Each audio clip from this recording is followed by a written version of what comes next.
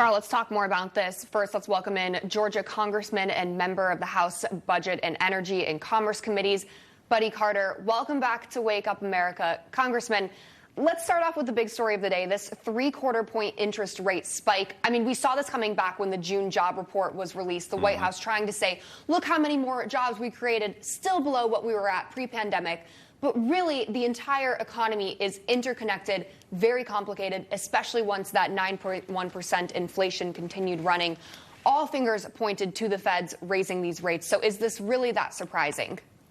No, it's not surprising at all. In fact, combined with the other 0.75% rate increase and the 0.5% increase, now all of a sudden we're all the way up to almost 3% that has increased over that period of time.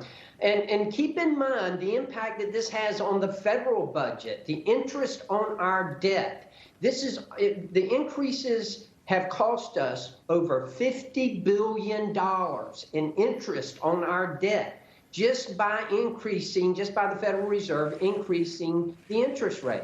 That's what it's costing the federal government. What's it doing to our economy? Obviously, it's killing our economy. And look, the Federal Reserve is doing their job. They have no other choice. I get that. But at the same time, now mortgage rates have gone up, interest rates have gone up. All of this is causing a slowdown in our economy, and I would submit to you almost a recession. Yeah, well, Janet Yellen was somehow surprised by the fact that, this inflation is actually here to stay, and now that the economy is spiraling, they've somehow been taken off guard. Remember, these were supposed to be the adults in the room. That's what their incredible election pitch was in 2020. But, I want to talk about the fact that in the 80s, the 70s and 80s, they had to raise interest rates to match inflation. Okay, right now we're at 9.1%, 9.2% inflation. The problem is real people like me who go to the pump and pay 100% more are feeling more like 50% inflation. Two questions here, Congressman. Is the government keeping these rates, these inflation rates, artificially low so they don't have to adjust things like Social Security and military pay? Or are they actually telling the real story? And how high will those interest rates have to go to neutralize this? Well, no question about it. I don't trust that these are the actual rates here and the inflation rate. I think it's much higher. And if you look at it, people will agree. I mean, we get calls in our office all the time from people who I cannot afford gas to go to work, but I can't afford not to go to work. What am I going to do? I have people from farmers in our district who are calling saying, look, I'm not going to be able to plant a crop this year. I can't afford the diesel fuel. I can't afford that fertilizer. Everything's too expensive. I can't get my product to market because of the costs that are involved. Inflation has put a hurt on everyone in this country. I don't care whether they listed it at 9.1%. It feels like 19.1% when you're having to pay it, whenever your paycheck has decreased and everything, your costs have increased.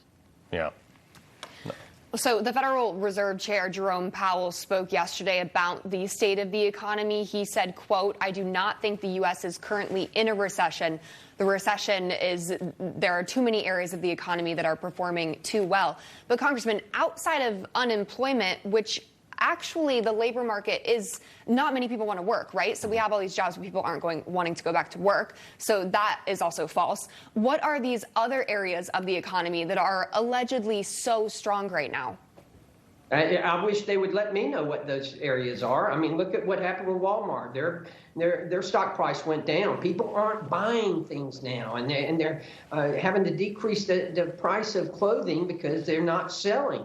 And that's because people are having to put more money into the essentials, into the things that they have to have, food and drugs and energy. That's what the problem is right now. These signs, I don't care what the signs are that they're pointing to, they say is strong. We are in a recession, folks.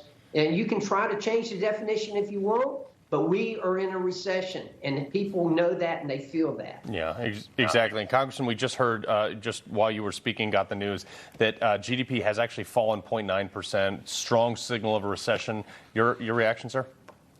I'm not surprised. There was talk that maybe it would not go down. What will surprise me is if the White House doesn't try to change the definition of a recession now and say, no, we're not in a recession. Folks, we're in a recession.